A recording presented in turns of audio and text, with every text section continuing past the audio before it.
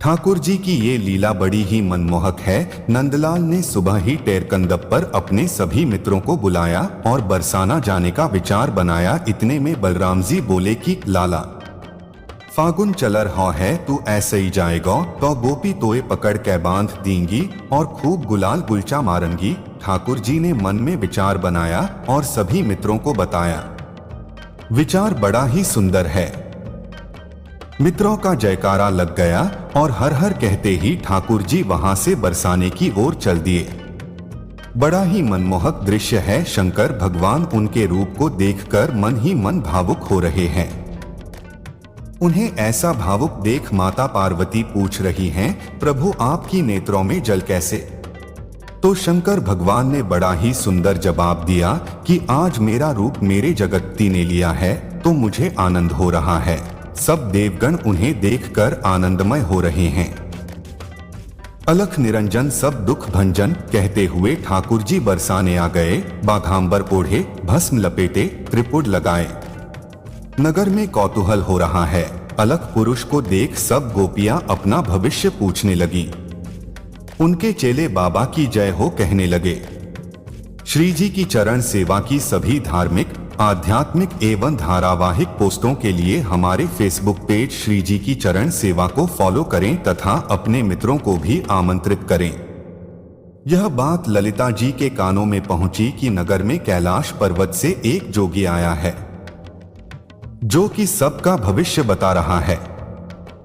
राधा रानी ने अलख पुरुष को महल में बुलवाया और खूब खिलाया पिलाया।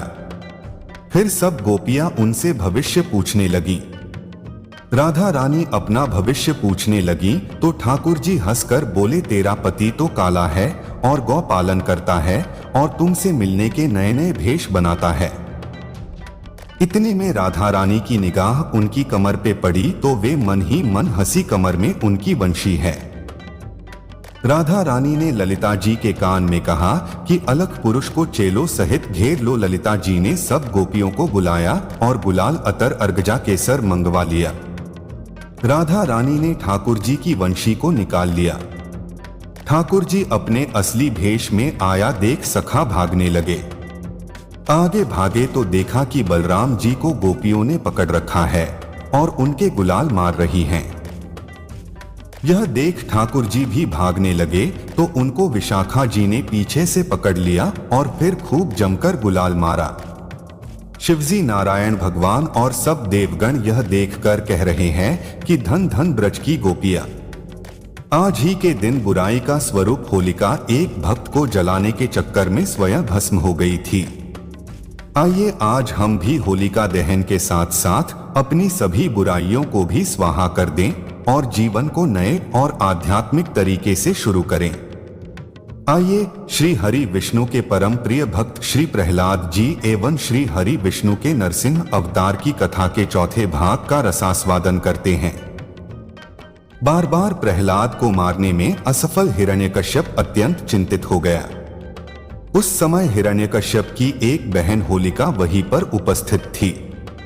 अपने भाई को चिंताग्रस्त देख उसने कहा, भैया आप चिंता न करें, प्रहलाद को मैं क्षण में ही मृत्यु को प्राप्त करवा दूंगी। हिरण्यकश्यप न कहा, बहन कैसे? होलिका न कहा, भैया मेरे पास एक वरदान स्वरूप एक चादर है जिसे ओढ़कर मैं अग्नि में प्रवेश करूं तो वो मुझे नहीं जला सकती। मैं प्रहलाद को लेकर अग्नि में बैठ जाऊंगी जिससे मैं तो बच जाऊंगी परंतु प्रहलाद अग्नि में भस्म हो जाएगा।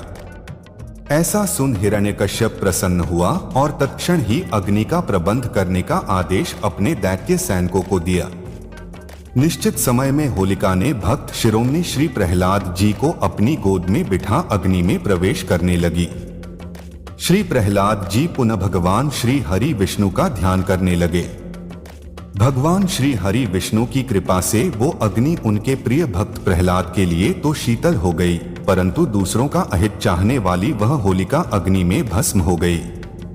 उसकी वरदान स्वरूप चादर जो उसको अपनी स्वयं की रक्षा के लिए भगवान ने उसे दी थी, उसने उस चादर का दुरुपयोग किसी दूसरे प्राणी का अहित करने के लिए किया, इसलिए वो चादर भी उसको बचा न सकी। भगवान नाम जप के प्रभाव से प्रहलाद जी विजयी हुए और होलिका जल गई। भगवान के नाम में मंत्र में अद्भुत सामर्थ्य होता है, किंतु उसका लाभ तभी मिल पाता है जब उसका जप प्रहलाद जी की तरह श्रद्धा विश्वास पूर्वक किया जाए। होलिका के जलने के बाद श्री प्रहलाद जी महाराज उस स्थान पर एकत्रित हुए समस्त जनमानस को संबोधित करते हुए इस प्रकार श्री हरि नाम का संकेत, यदि आप हमें सब्सक्राइब नहीं कर रहे हैं तो शायद आप बेहतरीन चीजें छोड़ रहे हैं, इसलिए चैनल को अभी सब्सक्राइब करें।